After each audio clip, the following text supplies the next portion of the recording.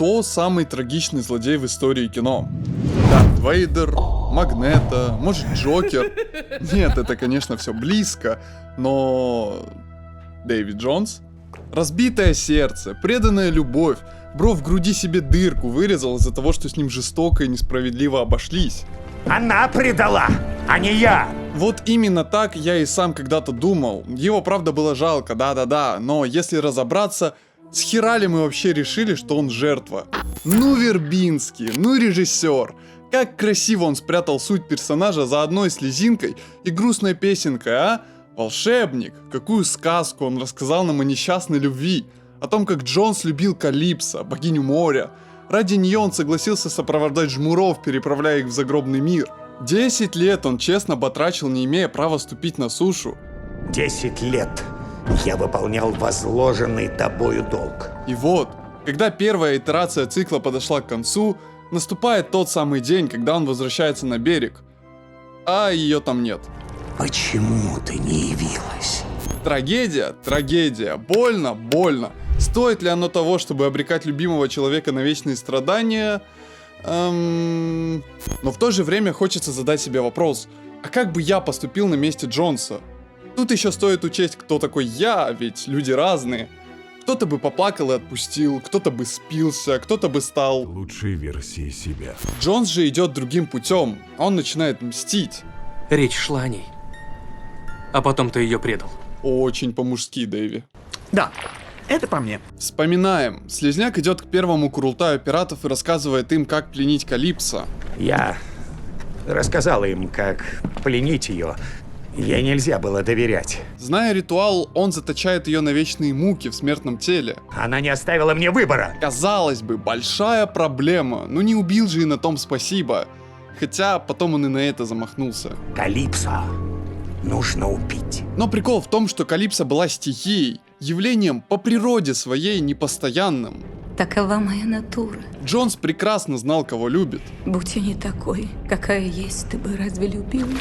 Прекрасно знал, что забрать естественную свободу у стихии равносильно пытке.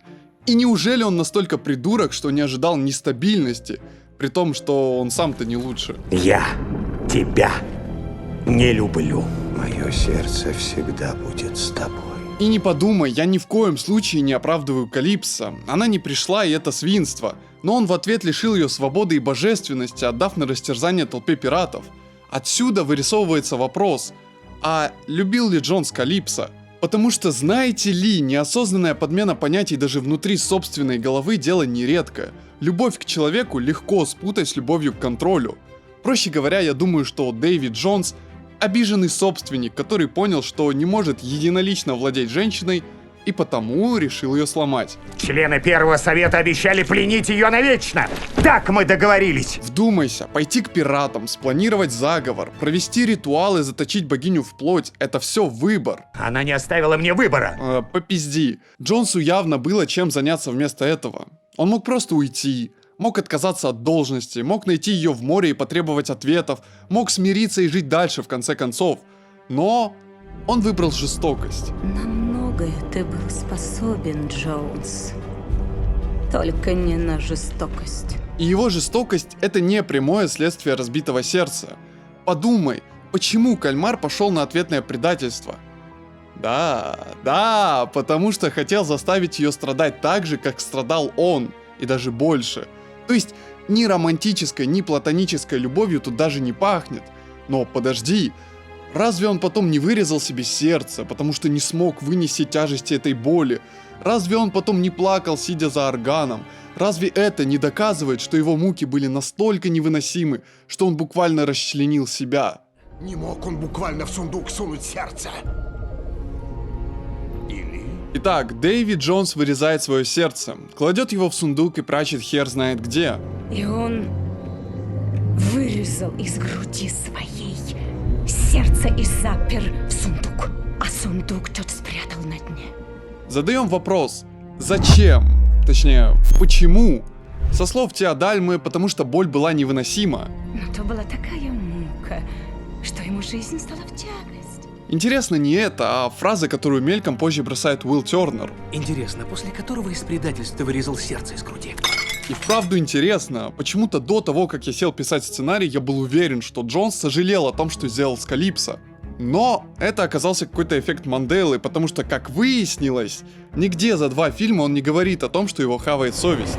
Я бессердечная тварь. Даже наоборот, он скорее отрицает то, что сделал что-то не так. Она предала, а не я. Важно также отметить, что Джонс забил на долг сопровождать жмуров по морю.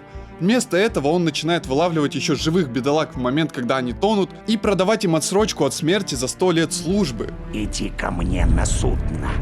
Кошмарный отсрочь момент. Из-за чего голландец и превращается в корабль-призрак, а сам Джонс в чудище.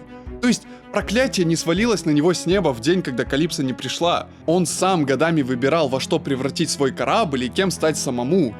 Понимаешь, к чему я клоню? Вырезанное сердце не является символом избавления от душевных мук, вызванных невзаимной любовью. Вырезанное сердце является символом избавления от ответственности. Помнишь, я говорил про контроль? Так вот, очень вероятно, что Дэвид Джонс – нарцисс. На это указывает множество факторов, один из которых как раз напрямую связан с вырезанным сердцем. Со слов Калипсо, Джонс обладал какими-никакими моральными ценностями. На многое ты был способен, Джонс. Только не на жестокость. Сердце, причинявшее боль, вероятно, было отражением совести моллюска. Совесть, как правило, вызывает в нас противоречие. Каждый человек склонен верить, что он хороший. Но когда человек совершает поступки, идущие вразрез с его внутренней моралью, именно совесть вызывает диссонанс между чувствами того, что ты хороший, и того, что ты сделал плохо. И будучи нарциссом, Джонс не способен вынести это противоречие, отчего он и принимает решение уйти в эскапизм и вырезать сердце. Подтверждением тому можно считать и то, как кальмар отрицает собственную любовь. Я тебя не люблю. Это он опять же так защищает свою психику, если что. Потому что после того, как ты почувствовал себя обманутым, проще сказать, что не любишь, чем признать то, что ты можешь быть обманутым еще раз. Проще отвергнуть саму концепцию любви, чем признать собственную уязвимость. Любовь. Ужасный недостаток. Да, вероятно, вместо того, чтобы быть обманутым кем-то, Джонс выбирал обманывать себя сам. Мое сердце всегда будет с тобой. Кстати, об уязвимости. Признавать свои слабости всегда очень трудно, поэтому помимо их отрицания, Джонс еще и пытается их затмить, вытеснить собственным величием. Не смей препятствовать мне вершить суд. Я, честно, не знаю, каким Сквидвард был до предательства Калипсо, раз уж на жестокость он был не способен, но фильмы демонстрируют прямо противоположную ситуацию. За счет своей силы Джонс позволяет себе издеваться над бедолагами в море. Смерти страшишься, как на ладони твои дела. Угрожая страхом смерти, кальмар заставляет пленных признать его власть. Иди ко мне на судно. Кошмарный отсрочь момент. Точно так же, как отрицание любви защищало его от повторного обмана, унижение слабых защищает его от повторной уязвимости. Каждый пленный, который умоляет о пощаде, это подтверждение того, что уязвимым тут является кто угодно, только не Джонс. Она притворялась, что любит меня. Эта фраза подчеркивает еще одну нарциссическую особенность характера Джонса – расщепление. Если кто не знал, под этим термином подразумевается защитный механизм психики, при котором ты видишь мир, себя и других только в крайностях, либо абсолютно хорошими, либо абсолютно плохими. Иными словами, Джонса в его понимании либо любят всецело и постоянно, либо не любят совсем. И тут вырисовывается интересный вопрос. А любила ли его Калипсо на самом деле? То, что его любовь была с приколами, мы поняли. Но что насчет нее? С одной стороны, кажется, что все однозначно. Нет. Она просто обманывала его для извлечения собственной выгоды. Ну и еще бы, она на вечность запрягла его на каторгу с 200-ками, а сама не явилась на одну единственную встречу. Ты куда-то исчезла. Какая сука! Тоже должна была понимать, на что идет. Но если внимательно послушать диалоги и внедриться в контекст, все становится уже не таким однозначным. Так, например, самого Джонса она уверяет, что как только станет свободна, ее сердце станет принадлежать ему. Я буду свободна. И я отдам тебе свое сердце. Ну и можно было бы сказать, мол, опять старому лапшу на уши вешает. И мы будем всегда вместе. Но в доказательство ее маломальской искренности можно привести момент, когда Уилл рассказывает ей о предательстве Джонса. Участники Совета Братства пленили тебя, а кто им подсказал, как это сделать? Кто тебя предал? Имя! Дэвид Джонс. Обратите внимание на выражение лица Наоми Харрис, актрисы, которая играет Калипсо. Сцена явно сыграна так, чтобы передать боль от обмана и утраты. Будь Джонс безразличен Калипсо, вряд ли бы она изображала такую трагедию. Чем тогда можно объяснить то, что она не пришла? Такова моя натура. Поставьте себя на место женщины, которая вот так узнает о предательстве. И держите в голове, что в тот же день между ней и Джонсом случился диалог, в котором Склизкий мало того, что нарцисс, так еще и лицемер, не то что не признался в содеянном и не раскаялся, так он еще и о любви и там что-то втирал. Мое сердце всегда будет с тобой. Поймите меня правильно, одно дело не прийти на свидание раз в 10 лет, подчинившись своей хаотичной природе. Совсем другое — хладнокровно обречь любимого человека на тысячелетнюю пытку из-за уязвленного эго. Калипсо, пройдя через пытки и унижения, не отказывалась от своих слов. Она всегда была убеждена в том, что, пускай и своеобразно, но любит Джонса. Какая это была мука. Запертой быть, вдали от морской стихии, от всего, что мне любо, от тебя. Слизняк же 300 раз переобулся, потому что обиделся. Но кто бы что ни говорил, эти двое стоят друг друга. И пока ты еще не совсем устал, позволь мне задать тебе один вопрос. Как ты думаешь, зачем эта пара нужна сюжету? Да, Джонс и Калипсо выступают зеркалом Уилла и Лиски. Об этом говорил сам Вербинский в интервью, мол, в отличие от фриков, пара главных героев выбирает проживать любовную боль, а не избегать ее. Вербинский перед самым финалом демонстрирует голубкам, что бывает, когда отношения строятся на лжи и эгоизме. Не будем лезть в дебри и вдаваться во все подробности развития отношений Уилла и Элизабет, у них там тоже говна хватает.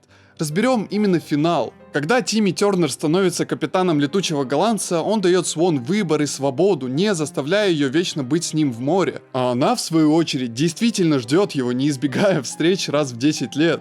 Оно всегда будет твоим. Ты сохранишь его. Потому-то Уилл и не превращается в чудовище. Внутри него нет той гнили, которая была в Джонсе. Отчего он и не бросает выполнять долг капитана голландца. Метафора о том, что внешнее отражает внутреннее, здесь работает прекрасно. Понимаете, да, о чем я? Авторы проводят параллель двух схожих ситуаций с разным исходом, показывая тем самым влияние сознательного выбора конкретных людей на результат их собственной жизни.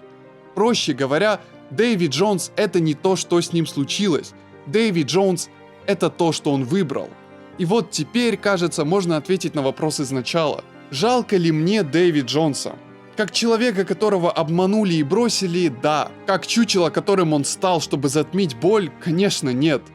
Он мог пережить Калипсо, мог продолжить выполнять свой долг, мог признать, что любит ее, даже если она не выбрала его, мог умереть в конце концов. Выбор был. Поэтому финальное Калипсо перед смертью для меня вообще не доказательство великой любви. Это последняя попытка спрятаться за ее именем. Жалко может быть Калипсо, Уилла, всех бедолаг, которых Джонс обрек. А Дэйви? Пошел ты нахер, Дэйви. Друзья, если вам понравился этот ролик, я бы хотел попросить вас поддержать его активностью. Поставить лайк, подписаться на канал, оставить комментарий. Не лишним было бы и перейти подписаться на телеграм-канал, где мои мысли, не вошедшие в ролик. Ну а в остальном, спасибо и пока.